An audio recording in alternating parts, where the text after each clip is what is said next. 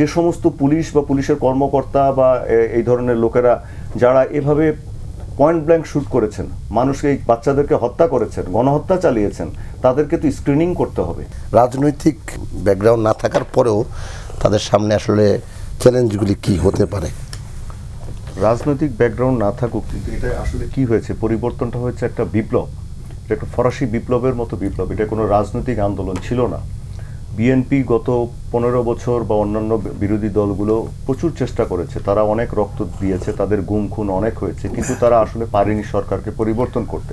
তার কারণ একটি ফ্যাসিবাদী সরকারকে এরকম, যেখানে সমস্ত বাহিনী, সমস্ত সংস্থা, সমস্ত প্রশাসনকে একদম ক্যাডার ভিত্তিকভাবে এরকম দলীয়করণ করে এমনভাবে ব্যবস্থা করা হয়েছে যে এটাকে পরিবর্তন করা সম্ভব হচ্ছিল না, নির্বাচন কমিশন থেকে শুরু করে সব।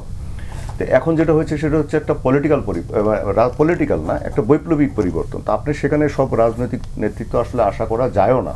তখন এখানে যেই জিনিসটা সামনে আসবে, সবচেয়ে বড় সমস্যাটা হবে এই যে আজকে ভার্চুয়ালি আমাদের দেশে কোনো পুলিশ নেই বলতে গেলে, এবং কোনো গোয়েন্দা সংস্থা, পুলিশের যে এসবি, ডিবি, সিআইডি, সিটিটিসি, এইগুলো সব অকার্যকর। এই সমস্ত বেশিরভাগ অফিসার বা ঊর্ধ্বতন কর্মকর্তারা পালিয়ে গেছেন বা পলাতক অবস্থায় আছেন, যদিও একজন আইজি নিয়োগ করা হয়েছে।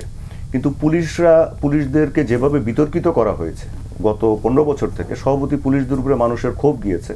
এখন পুলিশ নেই, থানাগুলো ম্যান করছে কিছু আনসার, কিছু এগুলো দিয়ে ট্রাফিকের দায়িত্ব পালন করছে আনসাররা এবং ছাত্ররা।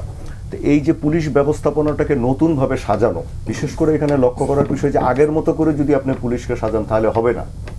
আমরা কি দেখে এসেছি যে পুলিশের মধ্যে অমানবিকতা বোধটা অনেক বেশি মানবিক বোধের চেয়ে। পুলিশকে কখনো ওই ট্রেনিংটা দেওয়া হয়নি যে মব কন্ট্রোল করতে গেলে এভাবে গুলি করতে হয় না, এভাবে মানুষের সাথে ব্যবহার করতে হয় না।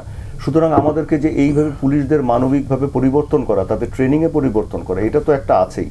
দ্বিতীয়ত হচ্ছে যে সমস্ত পুলিশ বা পুলিশের কর্মকর্তা বা এই ধরনের লোকেরা যারা এভাবে পয়েন্ট ব্ল্যাঙ্ক শুট করেছেন, মানুষকে, এই বাচ্চাদেরকে হত্যা করেছেন, গণহত্যা চালিয়েছেন, তাদেরকে তো স্ক্রিনিং করতে হবে।